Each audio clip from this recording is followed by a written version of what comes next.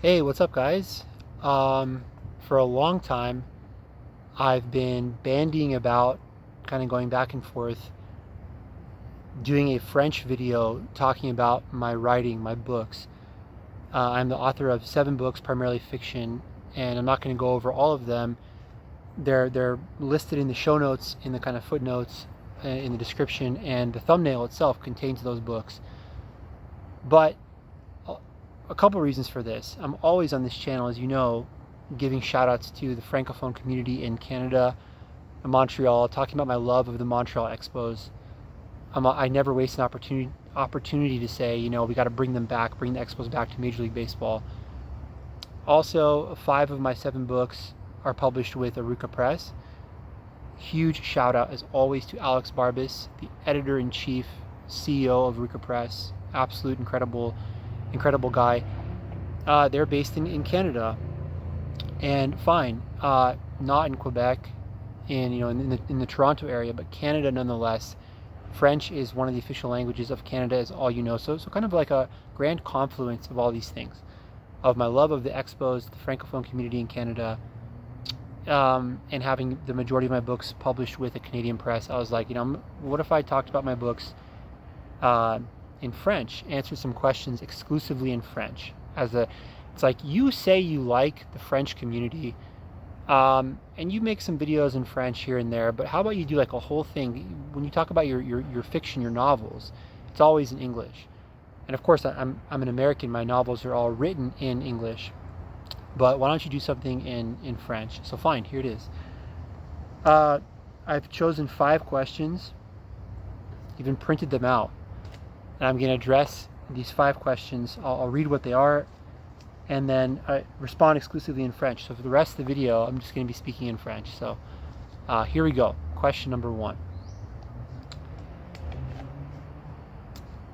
Quel est votre auteur préféré et pourquoi?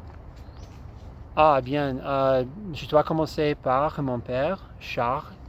C'est assurément mon modèle en matière d'écriture, et je dirais la personne qui m'a le plus appris sur le sujet, sans doute. Autre lui, David Foster Wallace, Albert Camus, Ernest Hemingway et Walker Percy aussi, voilà. Camus et Hemingway pour pratiquement la même raison, le style, c'est style simple, clair, direct. Walker Percy, parce qu'il est sans conteste, à mon avis, le meilleur romancier catholique du XXe siècle. Et Foster Wallace, par son style également. Mais lui, Foster Wallace, représente l'opposé du premier.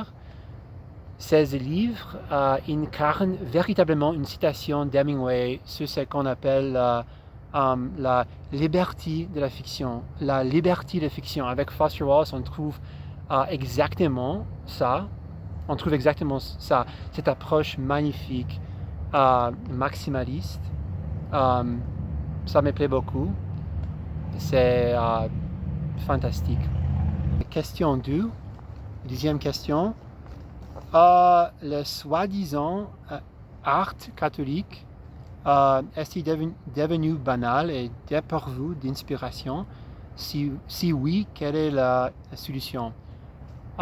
Oui, et c'est malheureusement depuis longtemps.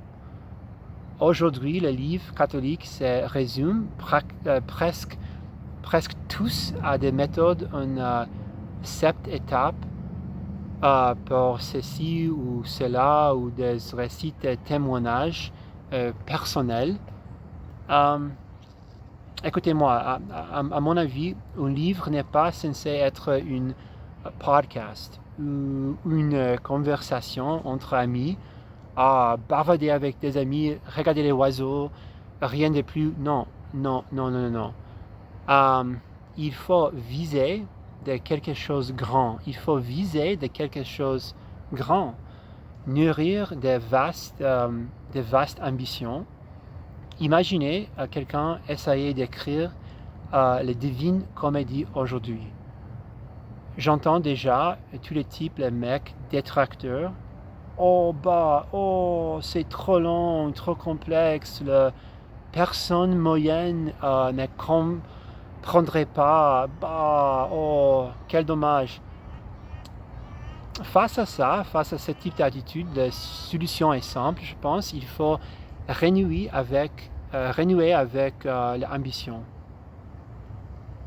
Il faut cesser de tout simplifier et de tout rendre trop facile pour que tout le monde comprenne. Avec l'ambition, c'est parti, c'est simple. Allons-y. Troisième question. On dit que les hommes ne lisent plus. On dit que les hommes ne lisent plus. Comment les amener à lire à nouveau? Sans doute en grande partie grâce à ce que j'ai évoqué en répondant à la question précédente. Mais il faut aussi il faut aussi que comment dit-on, que le type de livre proposé change. Ça, c'est un grand problème aussi à la même temps. L'homme ne veut pas lire les romans romantiques ridicules, ni à l'inverse des navettes de fantasy. Jetez tout cela dans la poubelle. Jetez tout cela immédiatement dans la poubelle. Cette même ambition qui permettra d'élever la qualité de l'art catholique donnera en même temps aux hommes l'envie, le désir de lire en général, car les livres exigeants et passionnants en valent vraiment la peine. La quatrième question. Préférez-vous le format de la nouvelle ou celui du roman? Les romans, il n'y a rien à dire. Les nouvelles sont sympas et c'est un bon travail de dire beaucoup de choses avec peu de mots, de manière concise.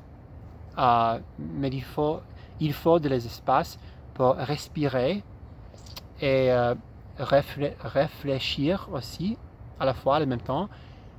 Il ne faut pas précipiter l'histoire. Il faut la laisser se déployer et grandir dans la façon naturelle.